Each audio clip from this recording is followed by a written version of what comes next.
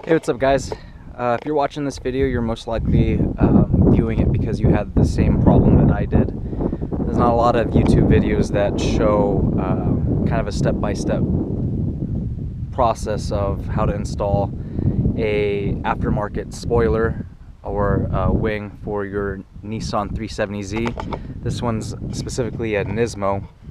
So the 2019 Nismos come with this spoiler, and we ended up switching it out for a Seibon NSM style carbon spoiler. There really was no video that we could find that showed us the step-by-step process, so that's what I'm hoping I can help you guys out with.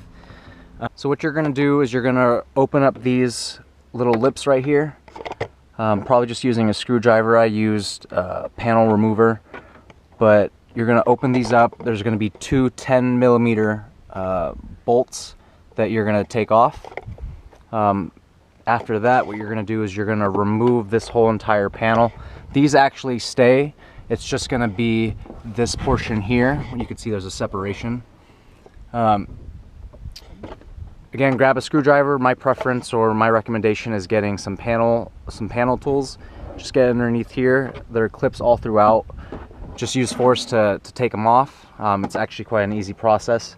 From there, you're going to see that there are two larger holes here. One here, where you can get a 10mm socket. You're going to need an extension to get the 4 bolts. At first I thought it was just 2. So there's 4 bolts, 2 in each hole that you'll be able to see. From this view, you'll be able to see one. Additionally, another one here. But you're going to have to look underneath the trunk, and you'll see that there's one more bolt this way and another bolt this way. What that's going to do is it's going to release the 4 bolts that's holding on the stock spoiler. What you're going to find is 3M tape all along the underside of the stock spoiler. I recommend using a heat gun or a hair blow dryer to kind of soften it up. After that, what I did was I took the panel tools, the flat panel tools, and got underneath the inside or underside of the stock spoiler to separate and break the 3M tape all along the outside of it. What we also did is we took fishing line, which I know a lot of people recommend. We took fishing line and we went around the corners and did as much as we could to get underneath the 3M tape. Unfortunately, there are clips all along the underside of this spoiler. I believe there's 1, 2, 3, 4, 5, 6, 7, 8, 9.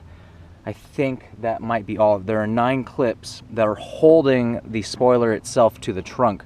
And this is really only 370z Nismos. If your 370z does have this style of spoiler, you're going to experience the same thing with all those clips. Once you break all the 3M tape all along the underside of this spoiler, you may feel like it won't come off, and if you do attempt to take off the spoiler from the trunk, that it's going to break. So what we did was we took a shirt and we cut it in half, and we started in the corners. And this is definitely a team effort. You're going to need 2 people.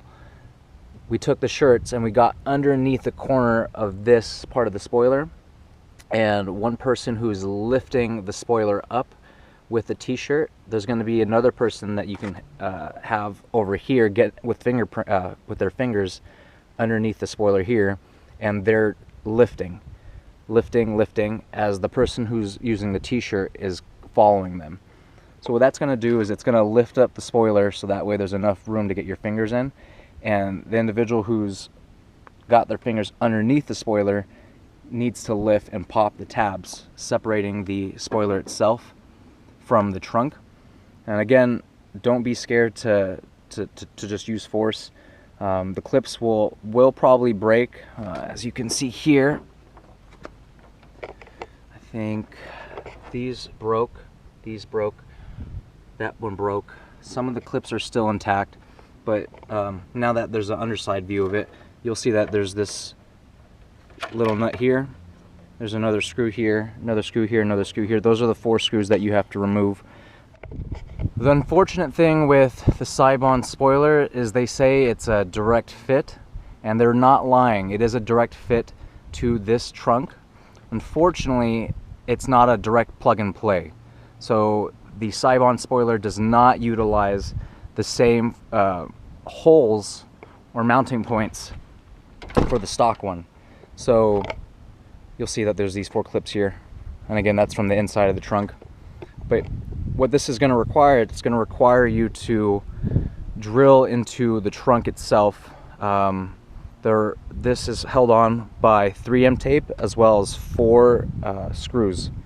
So what we did was we put toothpaste on the holes underneath the spoiler, the Seibon spoiler, and what we did was we mounted it and placed it on the trunk after the stock spoiler was removed.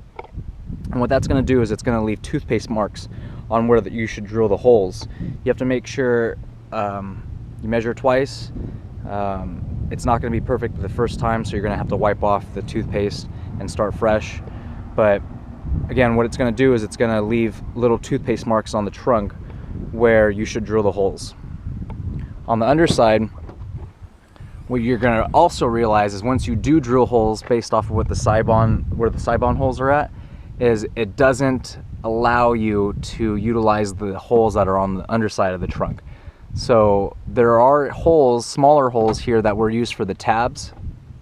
And what you're going to have to do is you're going to have to get a step drill bit, and you're going to have to drill out the holes to make them bigger.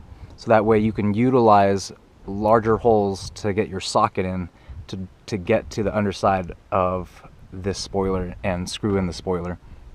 And you're going to actually need to do that for all 4 holes because again, there are 4 holes that you screw in the Seibon spoiler.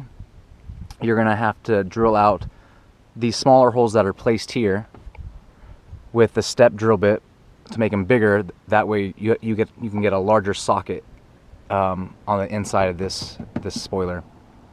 As we remove the spoiler, we put double-sided 3M tape all along the underside of the Seibon spoiler. We put extra just for rigidity. That's pretty much it.